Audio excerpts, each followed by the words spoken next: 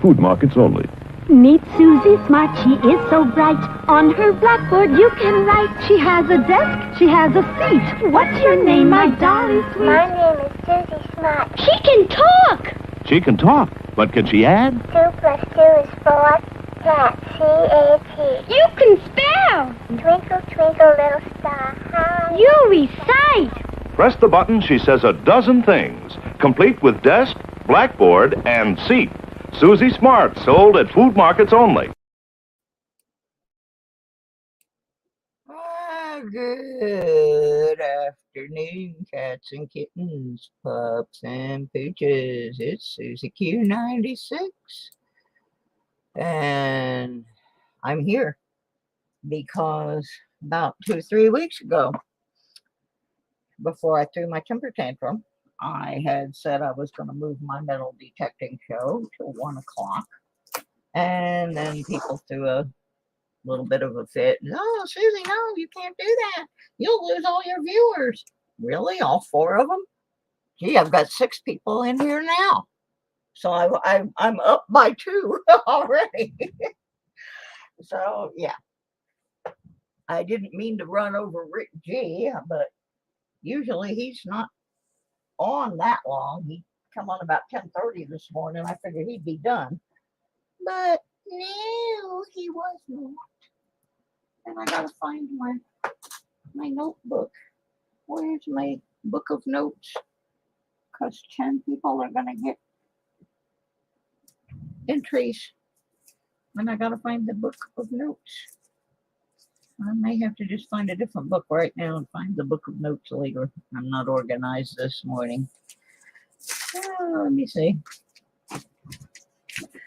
Yeah, we're signing folks up for the, oh, there's my book of notes, for the Christmas in July giveaway, which is actually going to happen the 1st of August. But anyway, let me get my notebook out here. 10 of you are going to get some entries. Oh, I hate these pencils. I bought these pencils at the Dollar Tree, and every time I touch the lead to the paper, the lead breaks. I mean, every single time.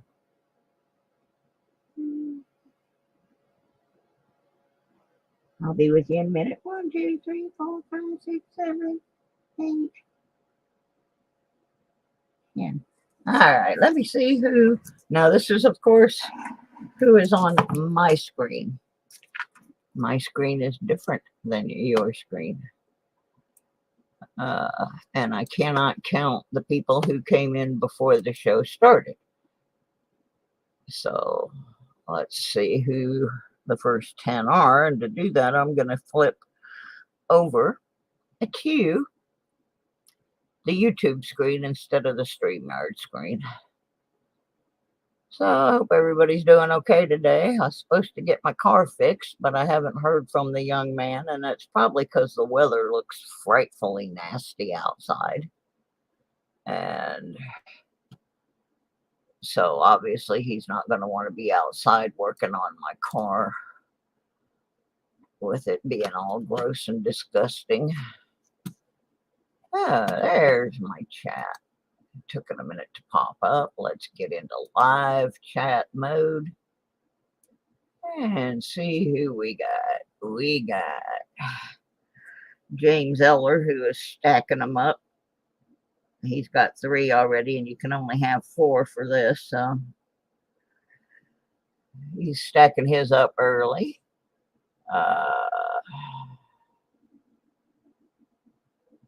Dawn!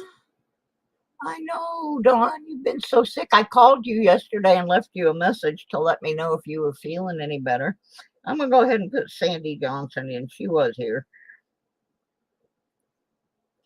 Scott Chesky. Archaeology Mikey.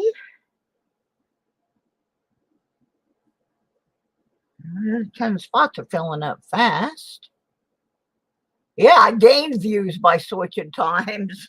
That's what I was hoping for. And everybody was like, oh, you're going to lose viewers. I said, I don't think so, because a lot of people don't want to be outside when it's so hot. But later on in the afternoon, early evening, they want to go out and do some detecting.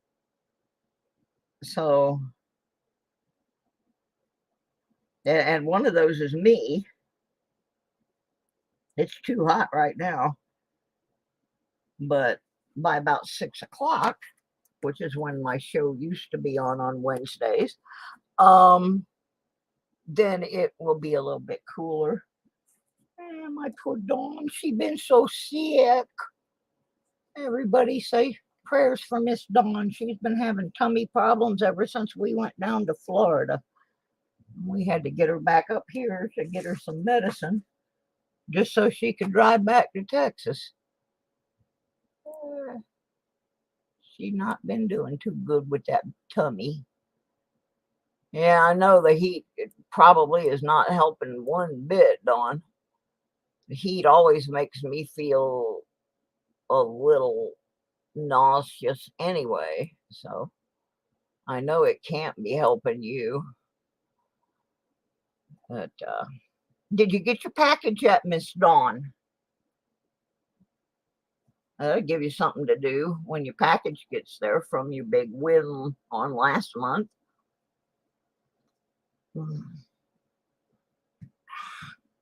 If you haven't gotten it, it is on its way. All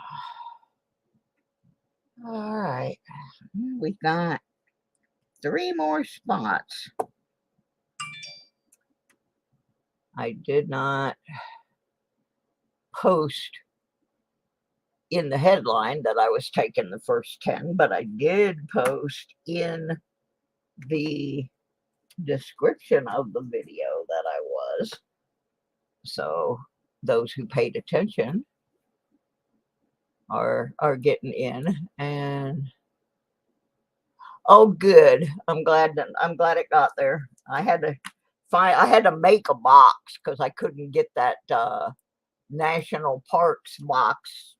Wouldn't fit in one of the flat rate Silver Slinky and FLX. So let's get them written down. And then I'm going to tell you about that chain that's lying under the scope there.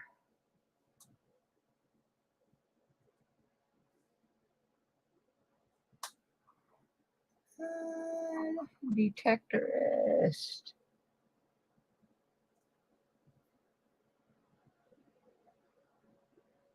Yeah, see, if you read the descriptions, there's sometimes stuff in the descriptions that, and one of the reasons I did that, Scott, was that obnoxious child who was over in Rick G's channel. I understand he's a kid, but he said his parents were sitting there with him. If his parents were sitting there with him, they shouldn't have let him behave that way. There was this little kid in there. Says he's 13. I don't know if I believe it. But he just kept saying, you know, when are you giving stuff away? I want to win. Where's my giveaway? Yeah, begging, you know, for giveaway stuff. And I pointed out to him, most of the channels aren't going to let him win anyway. Most of the channels require that you be 18. Mine is one of them. But, oh, he was so obnoxious. And there are so many people like that out there now that are just coming. I see them come in and they get registered for the giveaway and then they don't win. And then I never see them again. So a lot of times the stuff for my channel is just in the description. And by now my regular people know that. And so I'm hoping he doesn't come over here because, yeah, he left right after that. Once he figured out he wasn't going to be able to win anything, on there. And that was why I pointed out to Rick that he said he was 13, because I know I'm pretty sure Rick's rule is you have to be 18. And most of us are that way, unfortunately, because you can get accused of messing with minors. And so you just don't want to deal with it. Like when I gave away the kids' t-shirts, I gave them away through their parents. I asked their parents, is it okay for me to send this t-shirt to your child? I did not just say, hey, you want a t-shirt? Yeah, I thought it was, Mikey. So anyway, I just let him stew on that for a while. Anyway, one of the things I'm going to be doing here on my show, I've decided I am going to keep the metal detecting show, but I'm going to change the focus of it a little bit. And one of the things I'm going to do is some more stuff about identifying your finds. And this is one of my finds. This is a chain I found a while back, and it has a marking on it, and I'm going to attempt to show it to you, but this thing is so lightweight it feels like it's made out of plastic, and it is not shiny all over like you would expect from what the marking is. Now, granted, it could have been in the ground for a long time, but personally, I think this is about as fake as it can possibly be, based on the weight and the coloration or discoloration. And it's frustrating because you find something that's marked and you think, oh, it's good. I got gold or I got silver, and then it's not. This is not the first piece like that I have found. I'm trying to. Okay, where am I? A little off here. And this piece I'm trying to get under the scope is very, very small. Okay, let's get up here. Stop wiggling around. Dang. I keep hitting it with my hand and pulling it out from under the scope. Use both hands, dummy. Maybe that will help.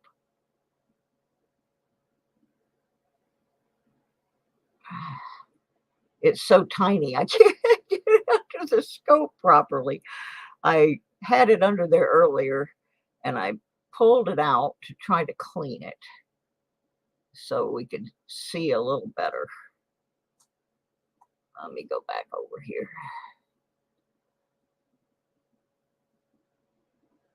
Okay, I think our last person for the list got in, and that is Silver Tongue.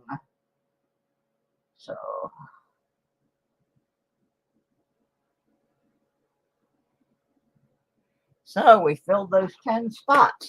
They went to Lucky James Eller, Sandy Johnson, Scott Teskey, Archaeology Mikey, Mike Schalise, Teen Clambake, Don the Metal Detective, Silver Slinky, FLX Detectorist, and Silver Tongue Stacker. You are now entered in the 96 duck race, which will happen August the 1st, and the winner of said duck race will get their choice from a collection of Christmas in July packages. There will be, definitely will be some silver involved. We're also having a special Patreon drawing. Why can't I get this thing under the darn scope? What is going on? Maybe my scope has quit working, because this should be right under the scope. Okay, there we go. So anyway, let's try it again here. I want to show you the mark on this chain.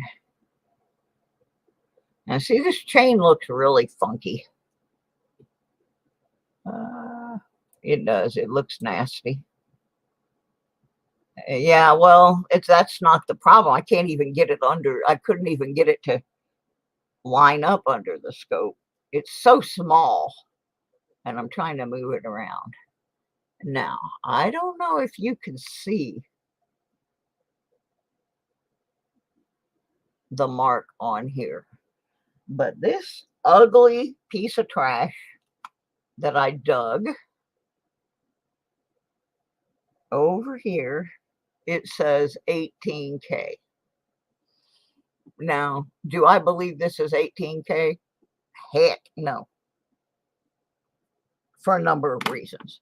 First of all, any 18K piece is not going to have a cheap slip loop like this on it. I make jewelry, so that's the first dead giveaway. Second, 18K is not going to be as discolored as this is. At least I don't believe so. And third, a chain this size would have a lot more weight than it does. Like I said, it feels like it is made out of plastic. It is so light. But it's marked 18K. Somebody got fooled by that. Also, it's highly, here's another look at the clasp on this very inexpensive slip loop. And you usually do not find this particular style of clasp on any kind of quality piece of jewelry. But it's marked 18K. Now, this is not the first time I have found, but it's not marked 18K P or 18K GP, which would be gold plated. It's just marked 18K. Now, you can't see it very well under the scope, but I have a jeweler's loop as well, and I've looked at it under the loop as well, and it just says 18K. Because, yeah, I have a, which power is this loop here? This is a 12X loop that I looked at it with. So one of the things that I'm going to do in my metal detecting show is start showing people how to test these things. I have a test kit. I also have a diamond testing kit. Hello, Mike Wolf. How are you? So because it's so incredibly hot and it's just not good for my health, I thought during these summer months and while I'm going through some of these health issues, might be a good time to do some of that. So probably starting next week, we're going to focus on doing some of that. I have helped some people during my live streams before with things like locating excuse me, hallmarks on jewelry and being able to look those up and find out what company made them. And also I'm in several databases for identifying and returning class rings. I mean, like I have this whole bag right here of jewelry that needs to be tested. Some of it looks really good. Some of it's actually got markings on it, but I don't believe they're real. There are other pieces that don't have any markings, but I still think they are real. And I believe that because of the texture and weight of them and how they rang up on my detector.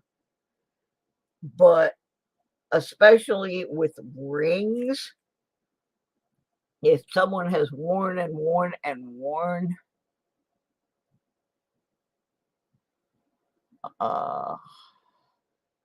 Anyway, somebody has worn and worn and worn a piece. You can wear the markings off. So let me put this up here real quick. So there you go, Mike. I have highlighted your message. Like this piece, I don't really think is real. It rang up right, but I don't think it's actually gold. I can't find any mark on it, but it's got such an intricate pattern on both sides that I might just be missing that mark, but it did ring up as gold. My guess is gold plated. It kind of looks like there was some kind of mark right there, but I'm not sure. It could just be part of the decoration.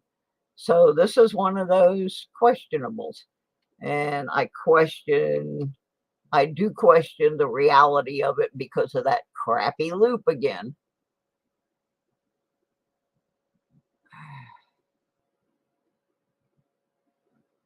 Much what? Hi, honey. But yeah, I've got a lot of stuff. I've got pieces of bracelets where I only found a little, like maybe 2 or 3 inches of what I know was a bracelet. Do I know if it was real? No, because the part where the mark would have been is missing. Now this earring right here feels like silver. It looks like silver. It rang up as silver, but I cannot find any mark on it.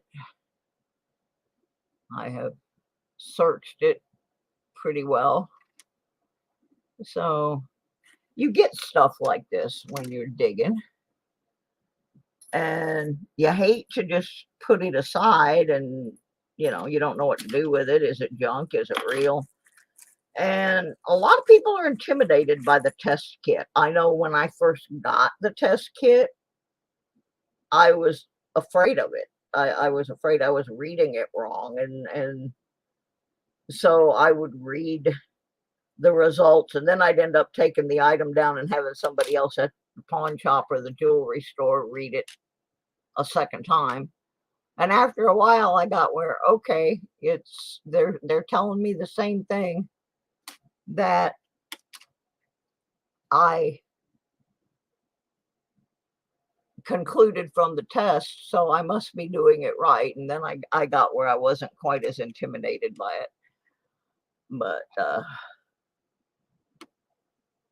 like some of the places they hide the marks too are unusual.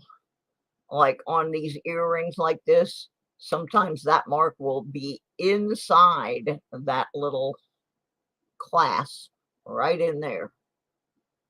And you don't always think to look in there, and it's hard to look in there. Sometimes on earrings that have posts, the mark will be on the back of the back. It won't actually be on the earring itself. It'll be on the back, the backing piece. So if the back is gone, you won't see the mark.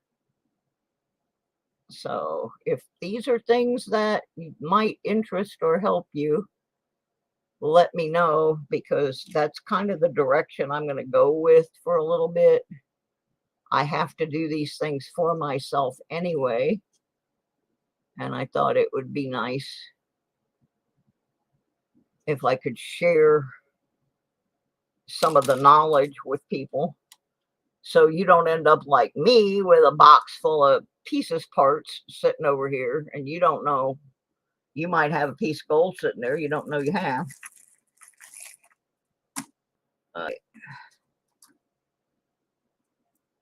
This earring, I'm going to give you another example. This earring, I know for a fact, is not silver. It looks silver, but the reason I know it's not is that I actually bought these earrings, and I know what I paid for them. And I lost one. But I know they are not silver. Were not silver. I can't get it untangled anyway. Yeah. But it looks lovely. Like it's all these little feathers and things are silver, but they aren't. And I know they aren't. But a person could get fooled.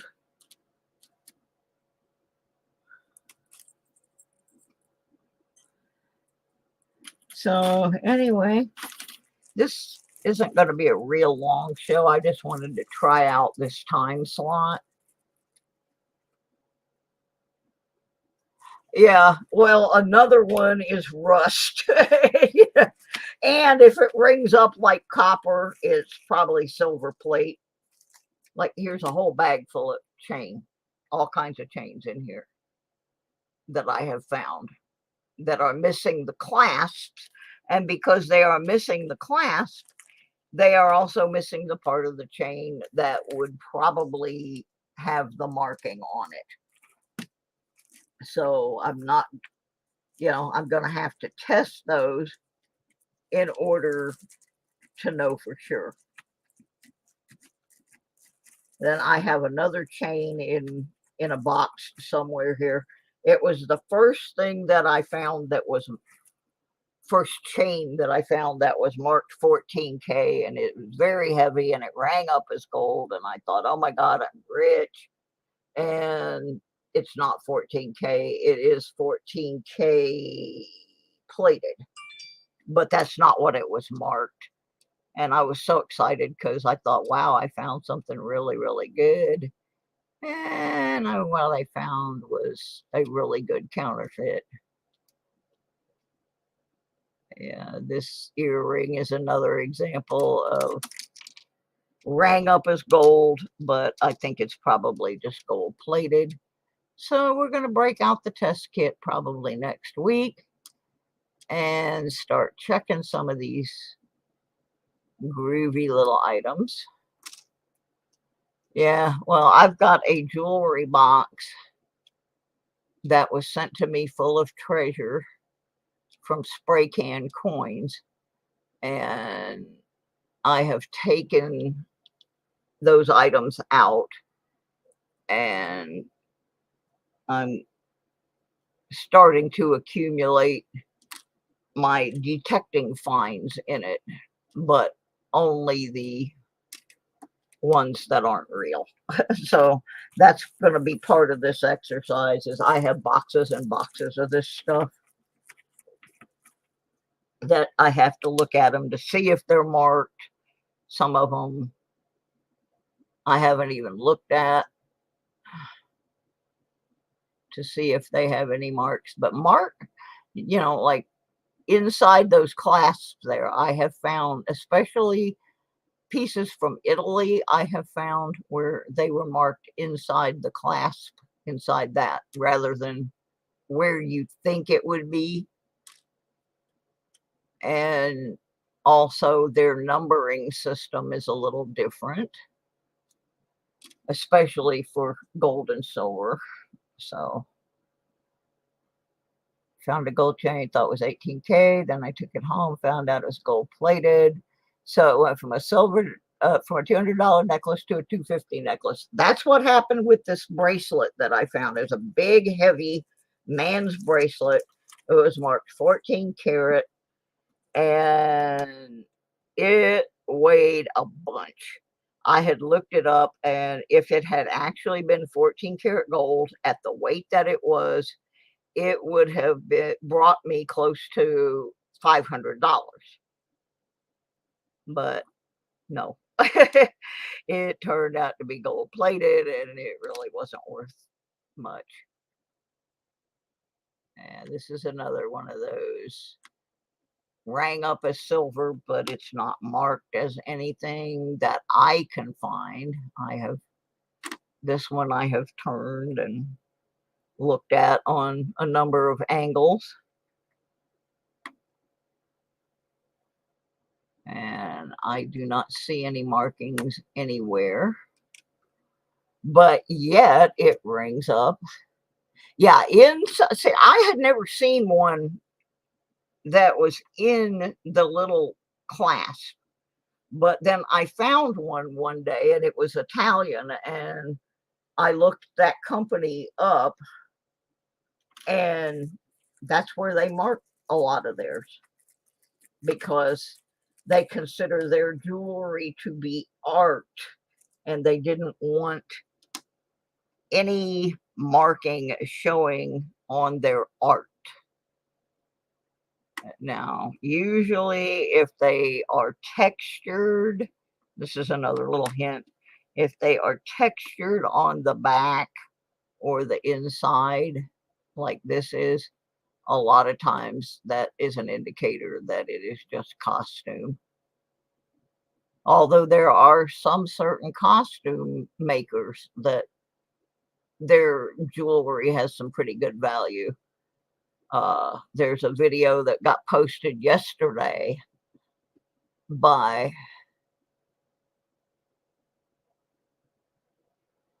Robert Ferguson.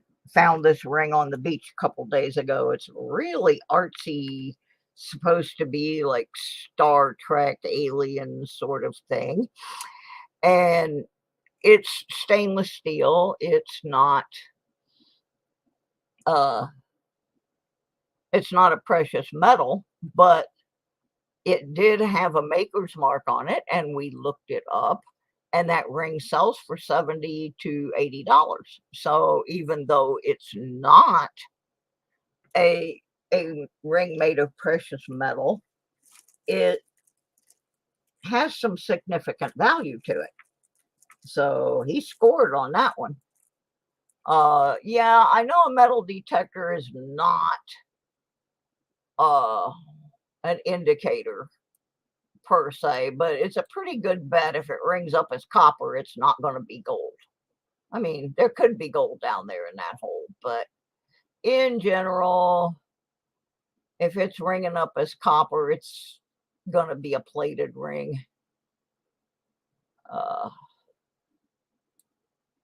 And well, that's exactly why MudSwat that I'm going to show how to use the test kits, because I see a lot of people, they'll go, oh, it's not marked, so therefore it's nothing. And they discount something that actually could be something. Like, I wear a number of rings. I don't know if I can get zoned in on some of my rings, but like this one right here, it is a very wide sterling silver ring. There is no mark left in that ring. I have been wearing that ring. It belonged to a family member. The marks were worn off of it long before I started wearing it.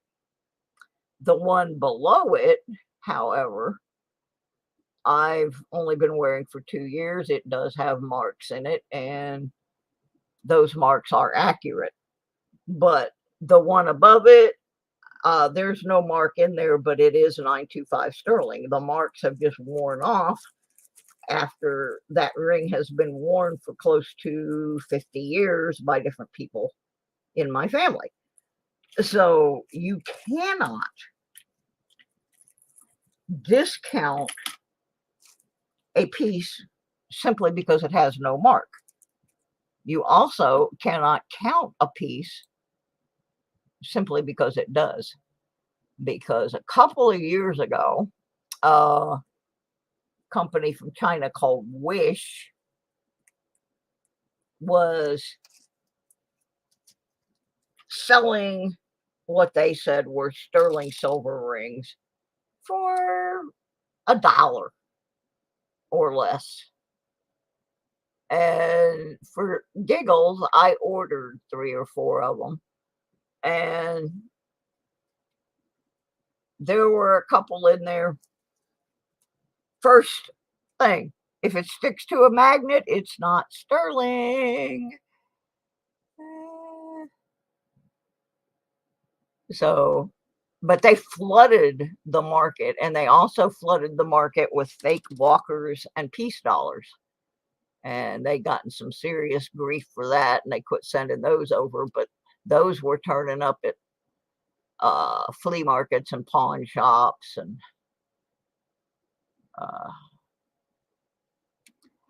so, and they were all marked, and people were saying, "Oh, I found a sterling silver ring," and I'm like, "Well, your sterling silver ring is not supposed to be sticking to a magnet, sweetheart, so I don't think it's sterling." So anytime I get something that's marked, I'm always testing and checking. There's digging. So anyway, that's kind of, I'm still going to finish up the series going from state to state, looking at the different detecting channels and different detecting styles. And I'm going to pick up that next week as well. We will pick back up with Georgia, which is where I left off.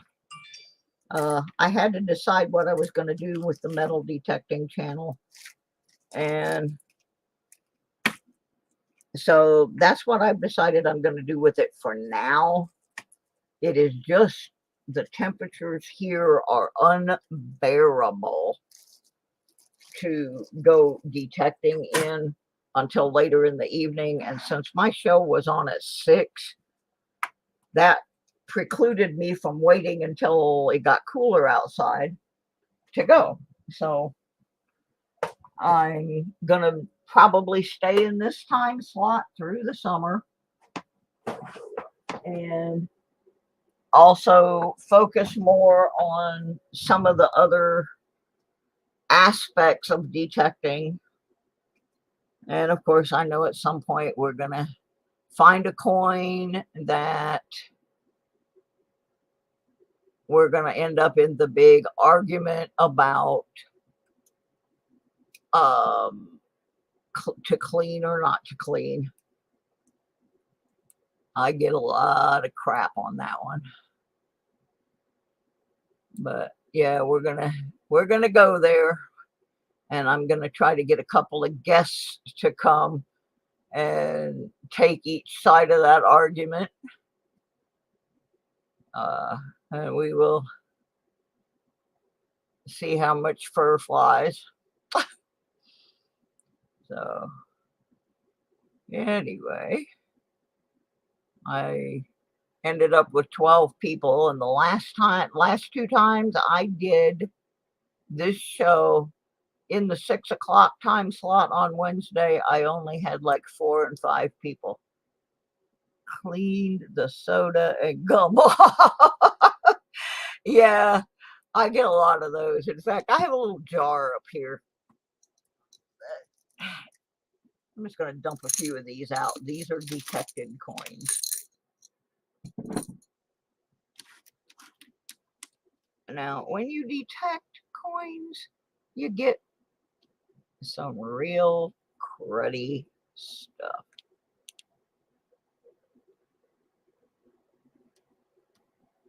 Now, this coin I thought was a penny. I did. I thought it was a penny. Looks like a penny.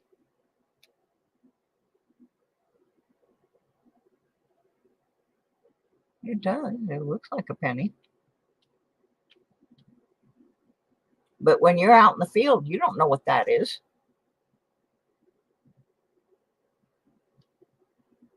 Now, it turns out 1 dime. That's not a penny. Sure looks like a penny. I mean, it's not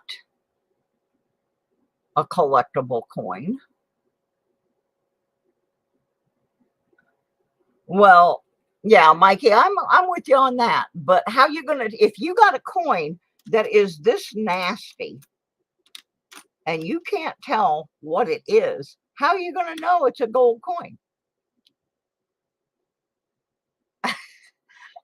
See, there's the flip side on that. You know, like I said, I thought this coin was a penny. I had no way of knowing it wasn't a penny out in the field. It certainly is the color of a penny.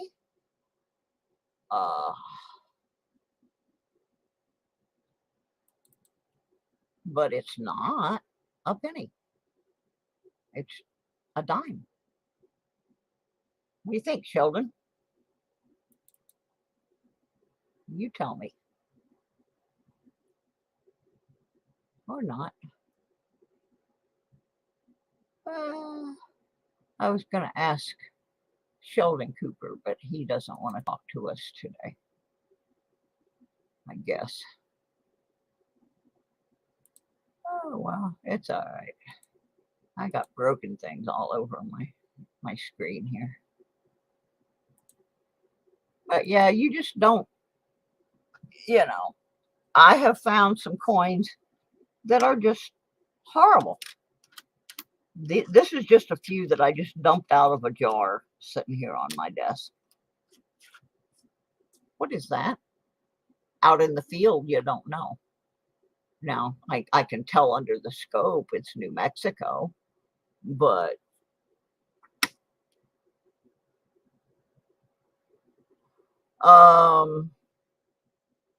yeah, I know gold tends to come out of the ground the way it was put in. And usually if you get corroded gold, it's not going to be a coin. You know, it usually if you get corroded gold, it's going to be like a 10-karat gold piece of jewelry that has been out buried in the dirt for who knows how long. But there is the great debate. Like, I have a very unpopular opinion on some of this stuff. And my opinion is, why would you want to collect dirt? If you cannot tell what a coin is, if you can't tell what it is, you put it under the scope, you put it under a loop, you still cannot tell what it is,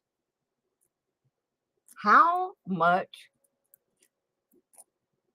harm are you going to do? And the answer, JD, SCG, Francis, if you go to YouTube for kids, you will find there are a number of streams, coin collecting streams, done by kids for kids.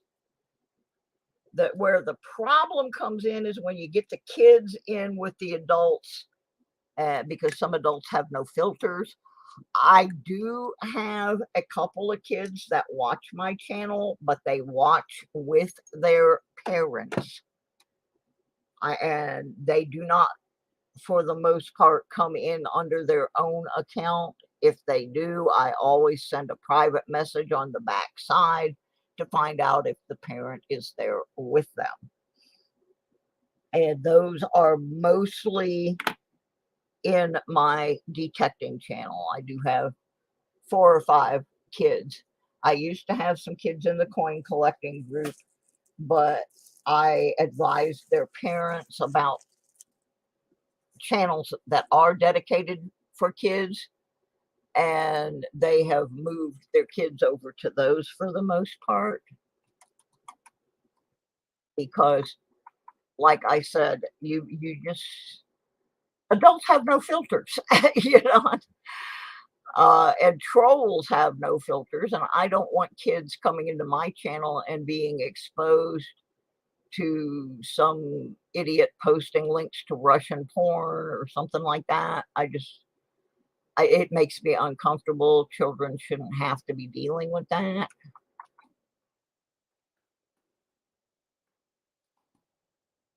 So, but in answer to your question, yes, they do have channels on YouTube for kids that are dedicated to coin collecting.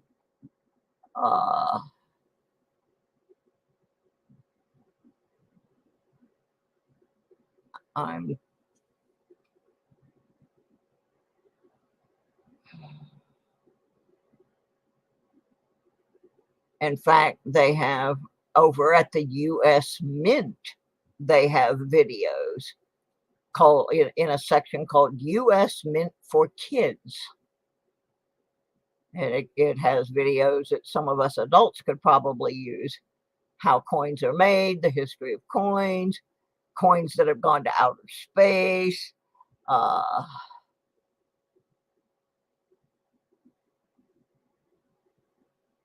So, yeah, if you have a kid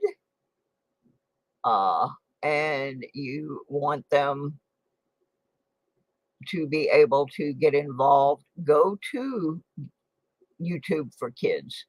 And then within YouTube for Kids, search for coin collecting.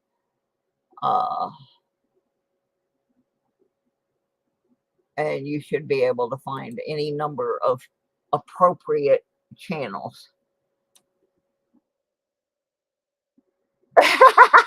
John Jacobs, yeah, you're right. They should worry about making coins correctly. Yeah, because they're really making some crap ones.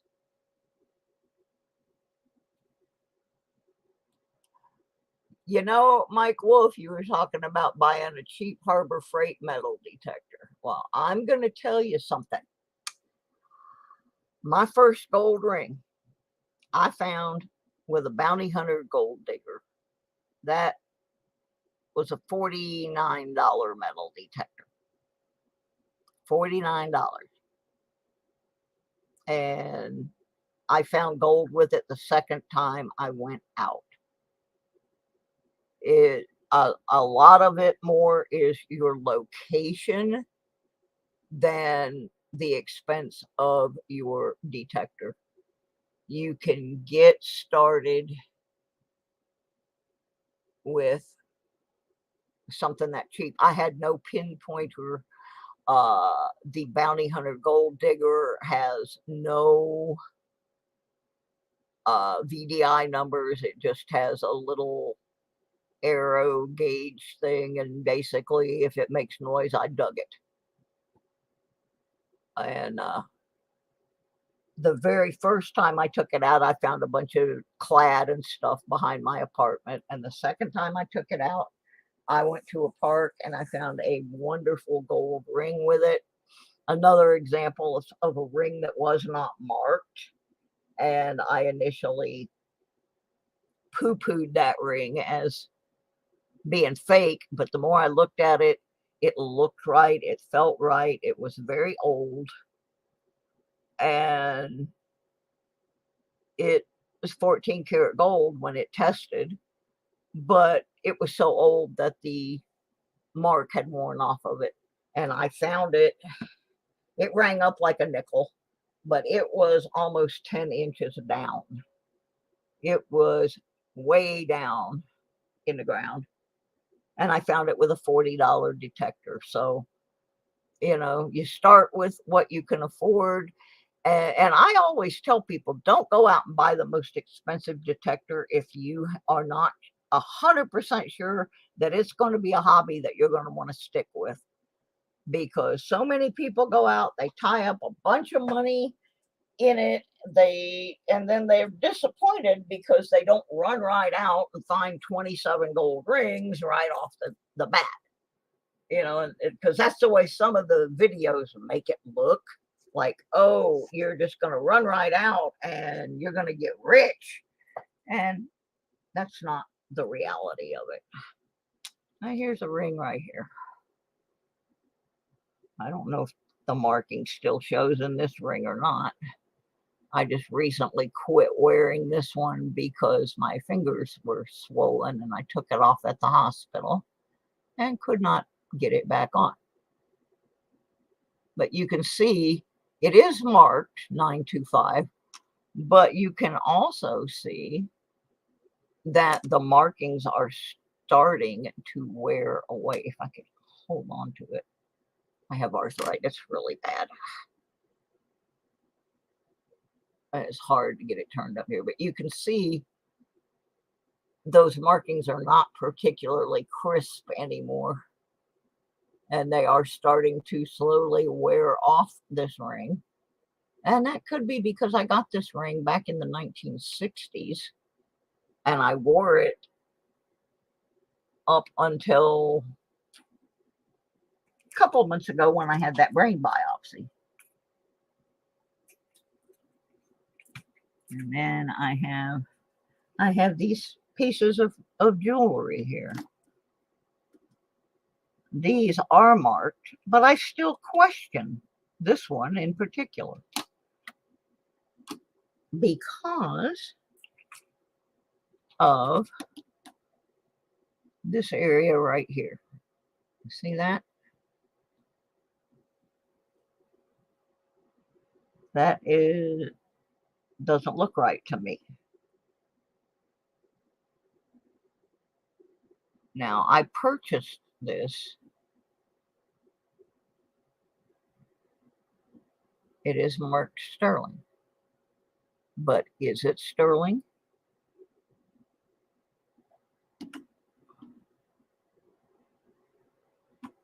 I don't believe it is.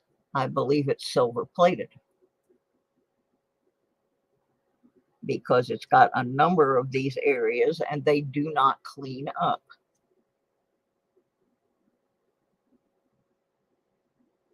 So it's a beautiful pin and it has earrings that match it, and they are an older style screw base earring.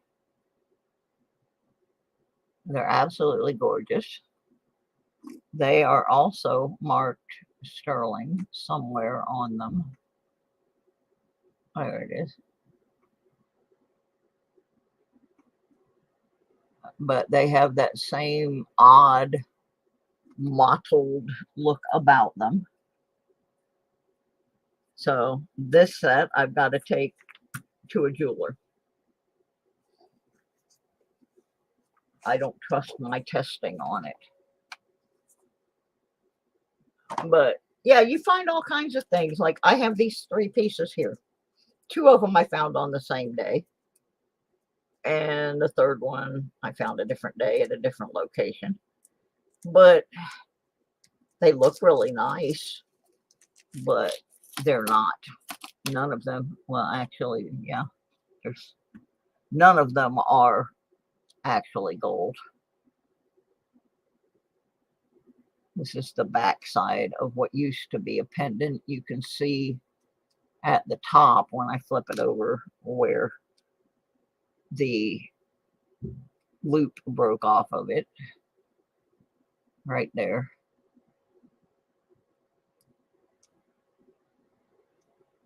It's a lovely little piece, and it's very sentimental to me, but has no value as far as I know,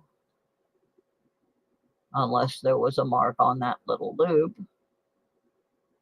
So, and then the same day I found this one at a different park. And I found this very near where I found 2 rings that were marked 10 karat gold. Again, a very nice piece, but one of the first indicators that it's not real is costume jewelry tends to have these patterns on the back, whereas a real gold one usually does not. They are usually just smooth. No, again, no marking. Lovely piece. And then this one, again, no mark. But this came from the same park where I found the 14 karat gold crucifix ring that is real.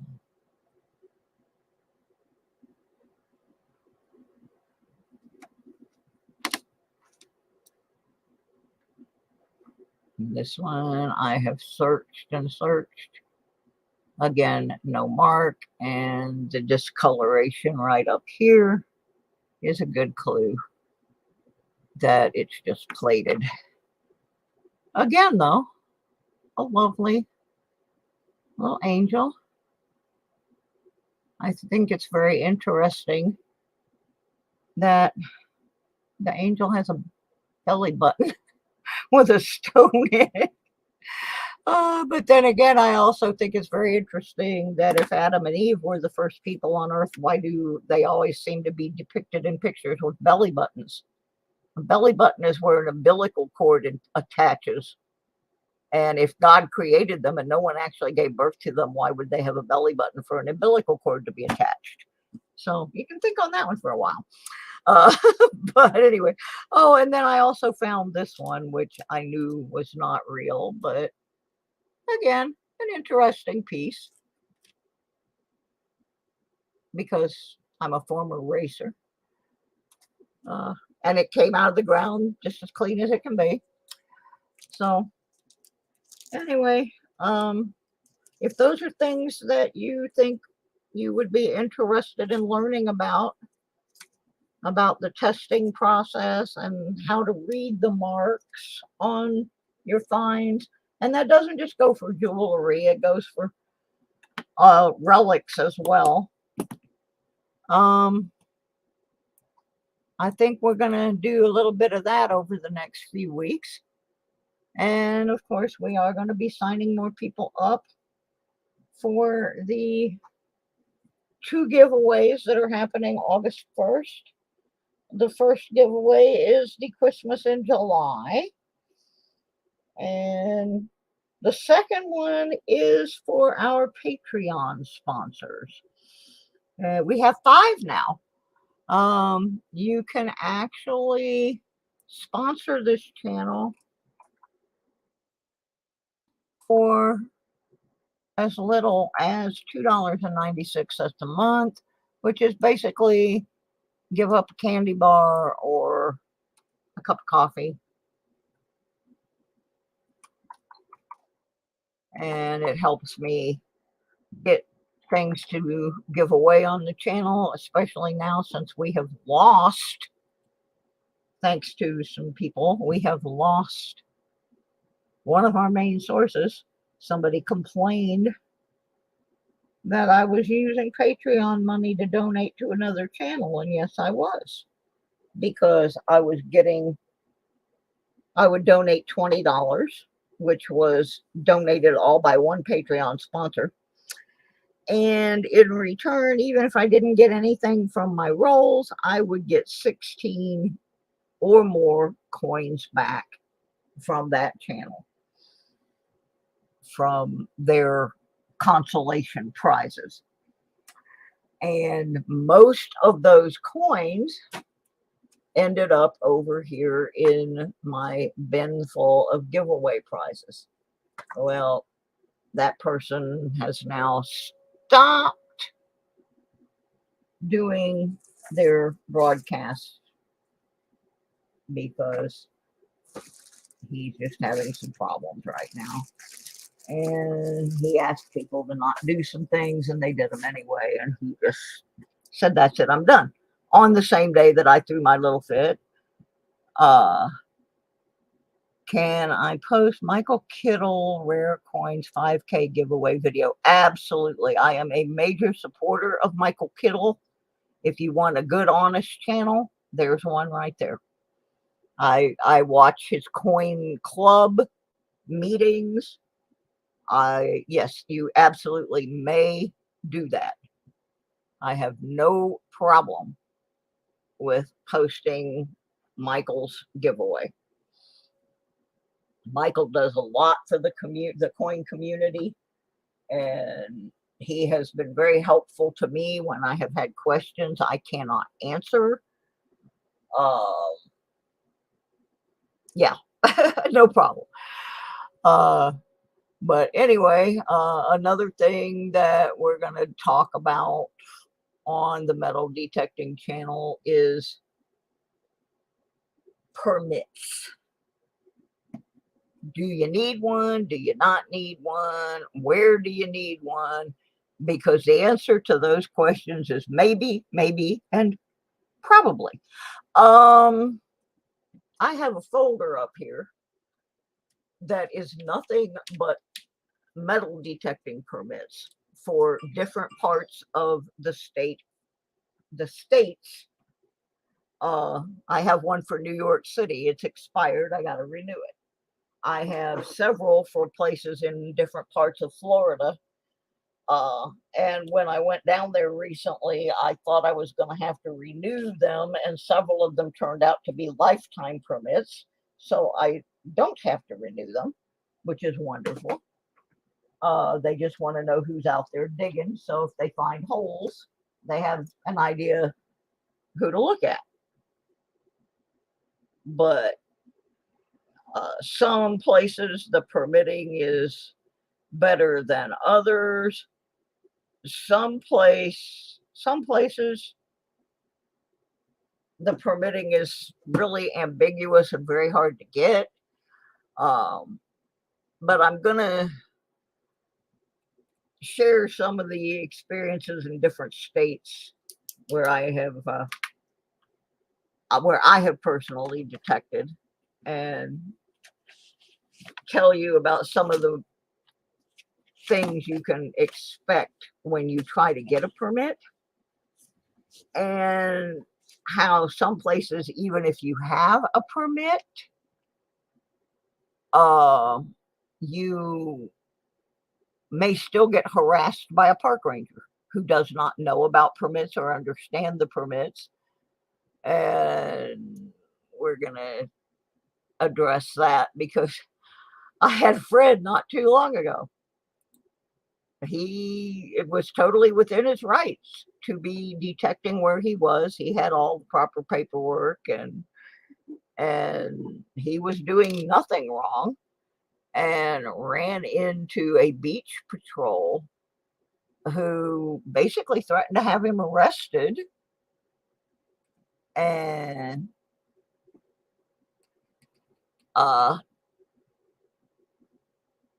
he had all the paperwork, and he had a copy of the county ordinance, and he had a letter from the parks department, and he had all of his stuff out in his car, and the guy still threatened to arrest him.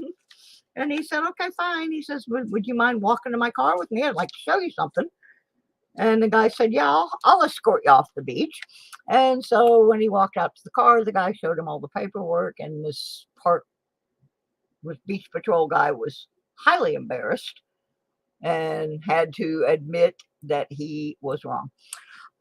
St. Pete, Mikey, is kind of interesting. I have never actually detected in St. Pete, but I know people that do, and as far as I know, they do not require a permit, and they do allow detecting in certain places. I'm going to tell you who to find is a guy that is like the king of St. Pete, Dirt Trollin' Troy. That's his name. And he has a YouTube channel, but he's been doing a lot more on TikTok lately. But Dirt Trollin' Troy knows everything about detecting in St. Pete. Now, you might be able to detect the yard there at your B&B. I would ask the management if they have a problem with that. I have seen other people do it. I'm going to get you a link for Dirt Trollin' Troy. I have been in Pinellas County. We tried to hook up with Troy when we were down there and just couldn't make it happen. But most of Pinellas County is very complicated. You can't detect in their parks, but you can detect on their beaches. Oops, that's not the link I want. Florida Thunder Digging with Rob could also probably answer that question. like I said, St. Pete is the one part of Pinellas that I really don't know much about. I kind of stayed away from the South County. But yeah, Dirt Troll and Troy or Florida Thunder Rob could answer that question for you for sure.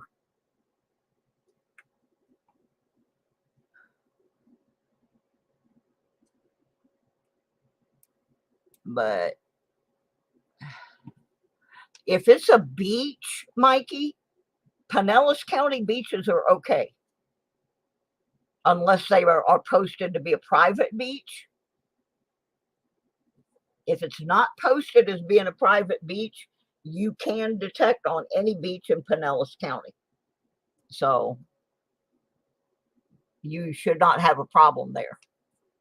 That's their parks they're more fussy about, but beaches, Pinellas County beaches are open for detectors. That was one of the reasons that Dawn, the metal detective, and I stayed in Pinellas County.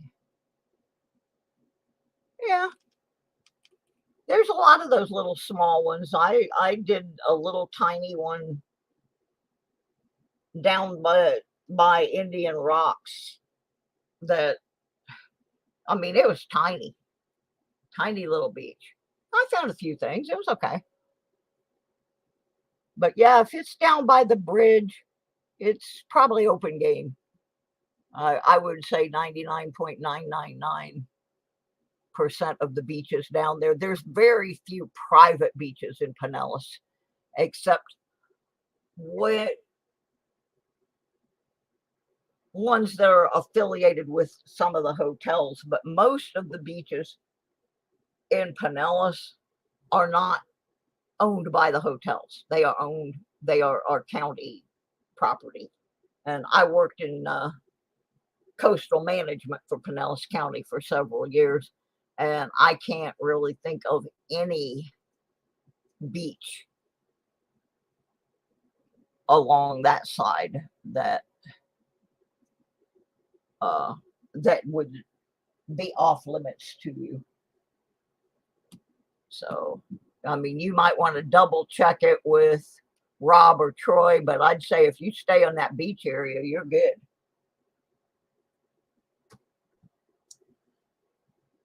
Orange County gets real tricky.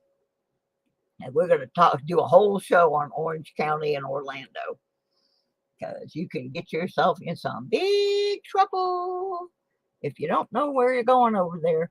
But if you do know where you're going, you can find some really good places to hunt. So on that note, I'm going to say this time slot worked just as well as the one I had before. And so I am going to, starting next Wednesday, be doing sweeping the dirt in this time slot. At least, like I said, while the weather is so hot, because that's going to be the only way I'm going to be able to free up some time to go out and do a little detecting for myself. And y'all know I like detecting. I do. Well, hey, Package Total, if you're getting fishing lures, you're doing better than I have. I got a couple of weights. Hey, Paula. That were attached to fish hooks. And I did get a pocket knife, but it was beyond salvaging.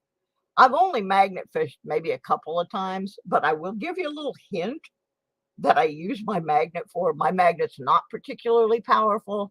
I didn't want a real strong one because I don't want to hook on something that I'm not strong enough to pull out of the water. Like, I don't want to hook onto a bicycle. I don't want to hook onto a motorcycle because I can't pull those things out. But one of the things that I do use my magnet for, and it's probably, somebody's going to go, oh, you're going to ruin your magnet. Well, oh, well, I'll get another one.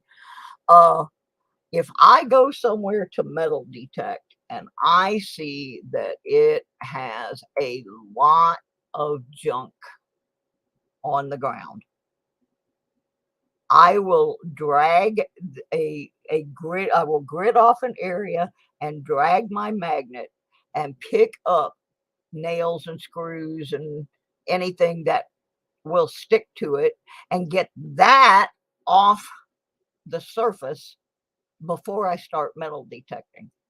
And that is an extremely efficient way of clearing a lot of false signals out of your way. I will take my magnet. There's this one park that I go to, and it's a huge park. They have a lot of concerts down there, and you would think you'd be finding a lot of stuff. But I call it Trash Park. There's just so much trash. And I will pick an area that I'm going to detect, and I will walk that area and just drag the magnet along. And I pick up a lot of nails, screws, grommets, just pieces of metal, because they've had demolition derbies down there and lawnmower races and all kinds of stuff that throws little chunks of metal around. So I will use my magnet to get that stuff off the ground before I start detecting, and it has proven to be a good use of my magnet, because I really haven't found that much magnet fishing. I found a little stream that I'm gonna. Oh dear, I'm so sorry, James. Oh, and I've got another one I want everybody to say their prayers for too. Let me put this one up there. We've had Deborah up there for a while. Yeah, I'm starting to have neuropathy in my feet from blood sugar issues, so I'm having to really, really watch that. So y'all pray for James's brother Mike. And then I got one more I want you to pray for before you go, and that's if y'all are subscribers to Digging with Deej. Deej's boyfriend Jackson is going to probably have to have surgery this week. Last night, the doctor called them with his test results from an angiography, a CT angiography that he had done yesterday. And they say he's got severe calcification and blockage of his aorta near his stomach, and is going to probably have to have heart surgery within the next couple of days or so. So if you could pray for Deej and Jackson, I would personally appreciate that. Deej has been very, very good to me throughout the last year and a half of my illness. And she messaged me last night that they had just gotten those test results back. And my first thought was, I wonder if she knew this when she was doing her live stream yesterday. Because if she did, she's got to be the toughest character on earth, because she went right through that live stream like nothing was going on. And I knew she had just brought him back from having that testing done. So how she does it, I don't know. But that is one tough gal there.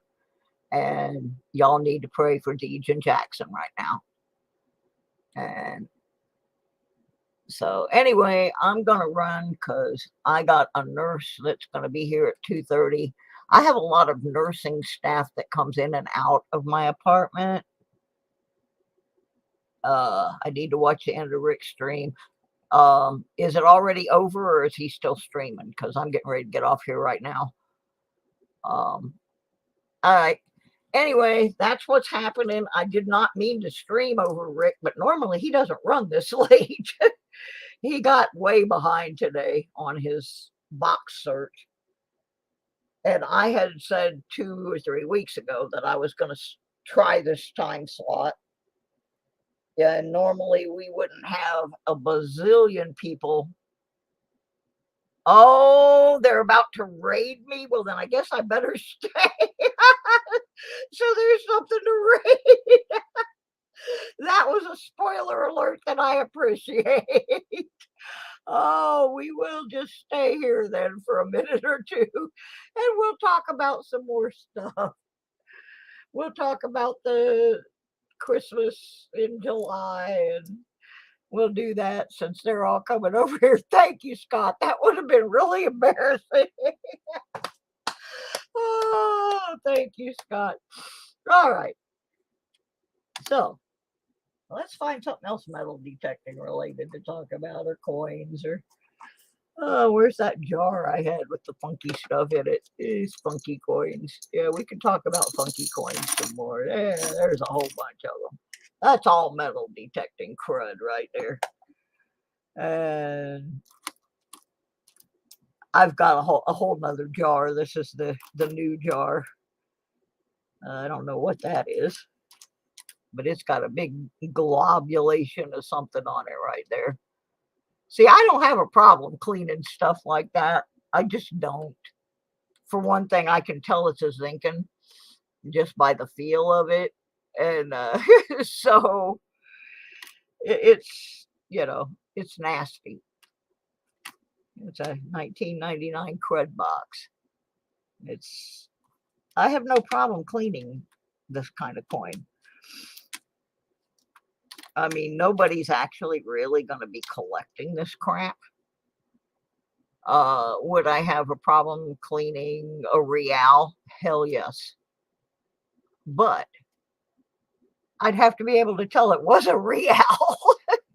There are some coins that you find you just really, they are so cruddy, you can't tell, and they're so slick. That's the other thing. They're not really in a collectible condition to begin with. That one I can pretty much tell that's a zinc-in. Why? Because it's already starting to corrode away. So we definitely will be, these will probably get cleaned so I can get rid of them, but not till at the end of the year. Here's a choice piece right here. 1969 D nickel. Is it really going to hurt that nickel if it gets cleaned? Does it have any real value? And just exactly, thunder, just exactly what constitutes cleaning? That's another subject for debate. If I accidentally leave 26 cents in loose change in the pocket of my jeans, and I run my jeans through the washer with some Tide, technically, those have been laundered. They have been cleaned. According to some of the things that I read, if you put water on it, it's considered to having been cleaned. So that means that clap of thunder I just heard, if I picked up a penny out of the parking lot next to my car after that rainstorm from that thunder I just heard, well, it's been rinsed down with water. Does that mean it's cleaned? There's a level at which, how ridiculous is the term cleaned? I have washed a ton of money. I used to work in I managed a laundromat and dry cleaners. And occasionally one of my employees would not check all the pockets. We'd find money in the machines. Does that mean they've been cleaned? If I sent this money in for it to get graded, would it come back with a notation that it was cleaned because it got rinsed off with some water and Dawn? Hey, Tiff, you won 2 silvers from Rick. They will be sent to my channel. Keep or give away. Thank you, Tiffany. That is so awesome. And you know what, girl? I was thinking about you. Do you remember sending me some earrings a long time ago?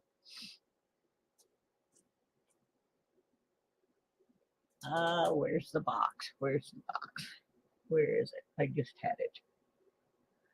We were just talking about identifying finds. And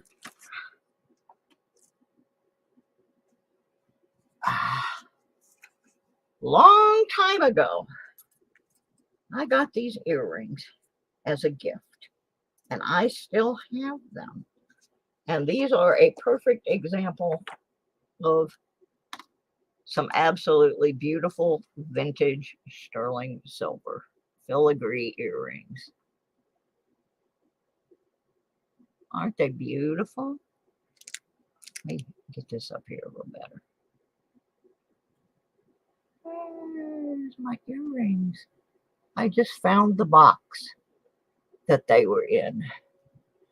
Yeah, you got them for me on, I think, Shibby's channel long time ago, right around my birthday, and had them sent over to me. And they're clip-ons, but I still wear them because they are so intricate.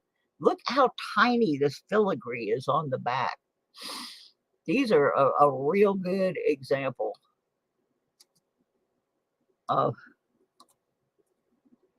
something that I have to explain, because the earring part is sterling, but the clip is not. The clip is gold plated and the earring is sterling. But yeah, I still have them. Oh, here they come. Here they come. Oh my gosh. Mike the Greek, Tiffany Twisted, Jimmy Lakari, John Chum. Oh my goodness. Old Bell is in the house. Mike the Greek.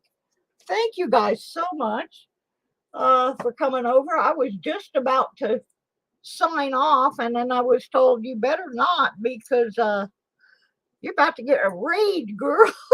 So I stuck around. Take cover, he says. So now we got all these people over here. We may have to do a little change of plans and sign up a few more people and talk about our Christmas in July giveaway, which is going to happen on the 1st of August. And we sign people up for our crazy duck race. We have last month it was 100 ducks, but we've cut that back now. It's a little too crowded, so it's going to be a 96 duck duck race.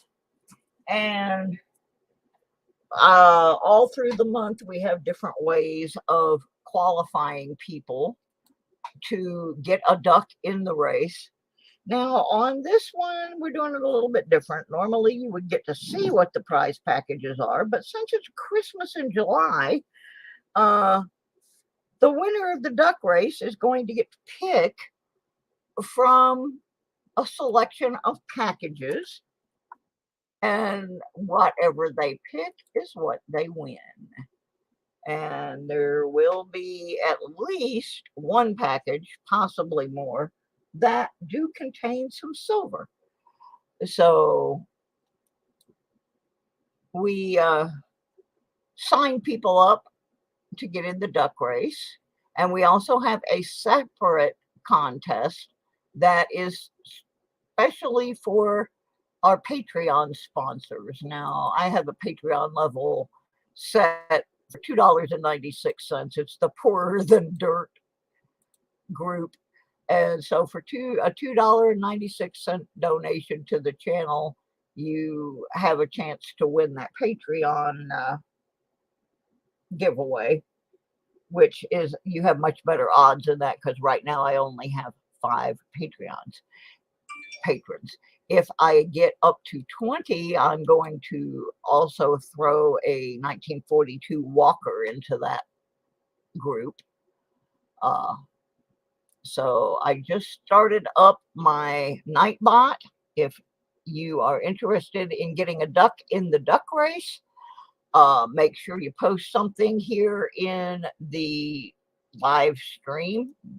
And in a couple of minutes, I'm going to add, let me see my number line on. 3 more people will get entries into the Quack and Duck race. So everybody get their quack-a-doodle duck in there. And in a minute or so, I will give away some chances to get a duck in the race. It's pretty crazy when you put that many ducks in there. But we had a good time. Last month's prizes, I had 2 prize packages last month. One was for metal detecting and one was for coin collectors. And in an interesting twist, Dawn, the metal detective, won the metal detecting thing. And there were a couple items in there she had donated, so we had to pull them out. So she wasn't getting her own stuff back and replace them with something else. And then Mike the Greek won the other package and he gave it to Dawn because hers came up a little short. So Dawn ended up with this whole big box full. Oh, and then she ended up with the sticker pack. So she cleaned house. And Mark Thomas won the Patreon package, which had a whole bunch of all different kinds of coins in it. A couple of them were silver and some stickers. And so we had a real good time with it. If she wins them again, I don't know. we'll figure it out when it comes to it. We'll give her something that Tiffany sent over. That's what we'll do. So then Mike had won something else and he donated it back. So I've already got a starter pack here for the July that's got a bunch of stickers and coins and stuff in it. I don't have a whole lot of stuff. Oh, and I can tell you that there's going to be a 2023 Red Book given away, brand new, and another book about finding coins in your pocket change. So we have some educational materials. Okay, we got 14 in the stream and 11 on the bot list. So I'm going to say hi to everybody on the bot list. If you do not hear your name, you need to post in the stream. Archaeology Mikey, Jimmy Lakari, John Jacobs, John Chum Adventures, Mike Shalise, Old Bell, Package Total, Paula Abrams, Silver Slinky, Lucky James Eller, and Tiffany Twisted. Yeah, Tiff, I bet you forgot you were still a mod here. Huh? You haven't been here for a while, girl, but I know you're busy, so I don't get upset about that kind of stuff. So anyway, there's 3 of you that are not on the list. I don't know who you are, but if I did not read your name, you need to make a comment real quick, and then I'm just going to have the bot pick us out. Yeah, you're still blue, girl. You're still blue. I don't get rid of too many mods unless they come and tell me that they don't want to be a mod or they do something so egregious that I just have to put a boot up their butt. I don't eat lunch. Having Huey Magoo's chicken tenders. Oh, Mikey and his chicken tenders. Yeah, Mikey was in here one night and he was telling us he was having chicken tenders, but his spell check changed it to children tenders, and we're never going to live it down. He's never going to live that down. He should be eating something else. He just, you can't have children tenders. You got to have this.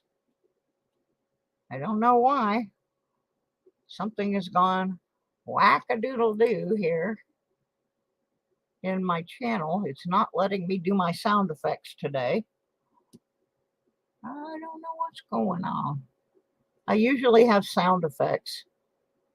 They were working good yesterday, but they don't seem to be working today at all. Let's see if they'll go now. Nope. I don't know. Something's broken. Oh, my speakers are turned off. You guys are probably getting sound and I'm not. Okay, that would explain a whole lot. Shenanigans at Susie Q's, yeah. I had some new sound effects I got yesterday. One of my favorites, just because it fits my channel so well, is this one, but it... I believe you know why I'm here. Oh, I always figured it was to study us, discover our weaknesses, and report back to your alien overlords. That's about right over here. And for those who haven't been here for a while, I have this thing where I just pop up and I do this thing called the Deadbeat Club. And the Deadbeat Club is just because I got tired of people trying to tell me they're better than me. And I don't, you know, I'm not trying to impress anybody anymore. When you have that near-death experience, you know, that kind of changes your attitude. So, yeah, my attitude now is this, more like this. Woman, you are playing with forces beyond your ken. Yeah, well, your Ken can kiss my Barbie. Yeah, I'm just pathetic, I guess. But we have fun, and this is actually going to be a regular time slot from now on. I wonder what the non-pathetic people are doing tonight. For my metal detecting show. My coin collecting show is still at 6 o'clock on Mondays. But I want to go out at 6 o'clock on Wednesdays to detect. So it's too hot. It's too hot for me to go in the middle of the day. So I'm going to do my metal detecting show at this time for a while. Well, actually at 1 o'clock. I did not mean to run over Rick G. I did not realize he was going to be on that long. Usually when he goes on at 10:30, he's usually done by 1. But he wasn't today. And I felt bad because I usually am over there in his channel. It drives me crazy when I accidentally go over somebody else that I actually am trying to watch, because I can't watch them and stream at the same time. So it does make me crazy. I'm not crazy. My mother had me tested. So anyway, I was just about like bacon with his chicken lips. Oh my goodness. And Paula's taking the 5th. What, on me being crazy? Well, we've already established that, Paula, so you don't have to hide from that one. Hello, Old Bell. Welcome to the Funny Farm and the Deadbeat Club.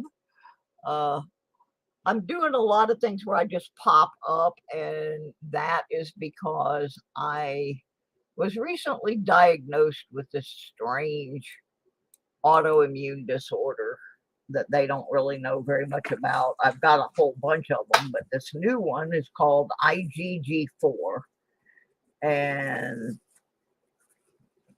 it's doing some weird things to me.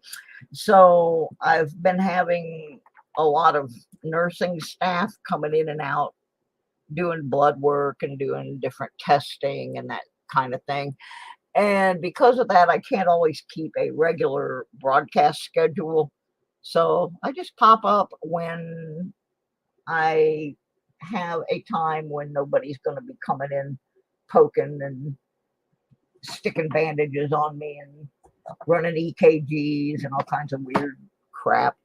So, and it's so hot that I can't go outside. So I will just be doing the Deadbeat Club thing, and it has no format. When you see the Deadbeat Club, we could be talking about coins. I could be sorting coins. Thank you, old Bell. I appreciate that. The other day we did the Deadbeat Club, and I was sitting here going through a bunch of nickels I found in a box, and we were looking for errors and learning about nickels and talking about stock car racing. I mean, you just don't know what's going to happen in here. You know, it's kind of like the Forrest Gump show, you know, box of chocolates, you never know what you're going to get. But we just come over here and hang out sometimes and blow off some steam. And I still have to work through the rest of this nickel box here. There's still quite a few left in there. Monday night, we have a thing called the Lodo Coin Collecting Show, where we've been filling books out of quarters from the car wash. Got one book missing 1 quarter. If we get that quarter before the end of the month, that's probably going to end up in one of the prize boxes for the giveaway. All right, now is everybody in on the Nightbot that wants in? There's 11 people listed. There's 12 in the room. We're going to pick 3 people and add them to the duck race, starting now. First one up, Mikey. I think that may be Mikey's last entry. You can get 4 entries between now and the drawing. And sometimes I give away what are called exempt drawing entries, which they don't count against your 4.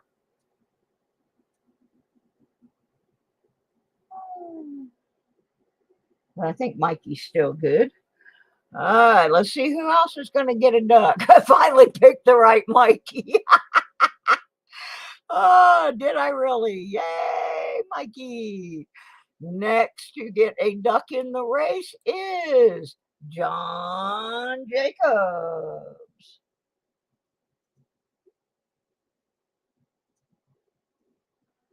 Yeah, I got a late start on getting my ducks signed up.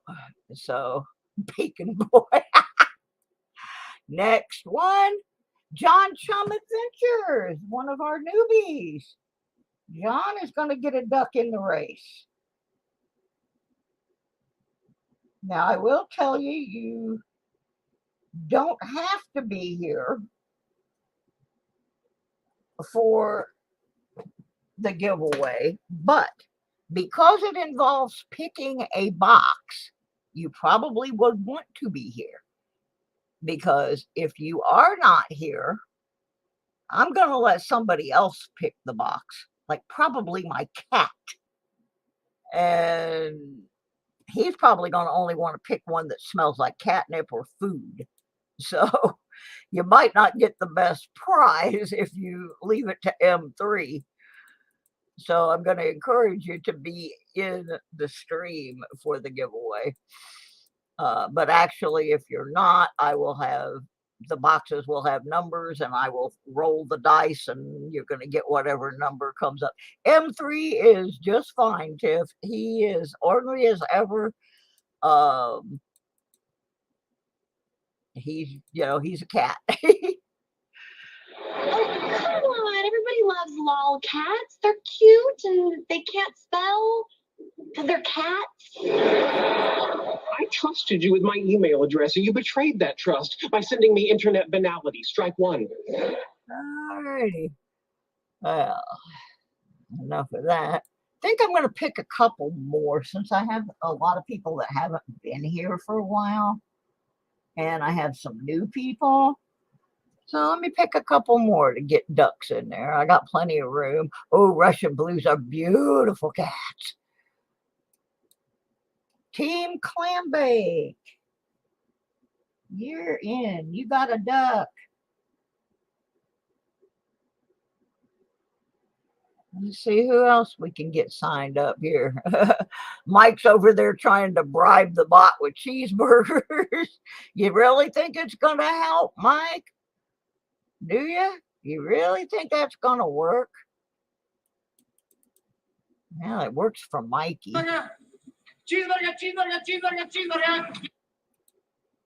Old Bell. Old Bell gets a duck in our race. Congrats, Old Bell. You have a chance to win one of the prize packages in Christmas in July. I'm going to do 3 more so that I am up to 30 entries. Because that was number 27, 28, 29, 30. Let's see who else we got. I'm going to get in here. Jimmy Lacari.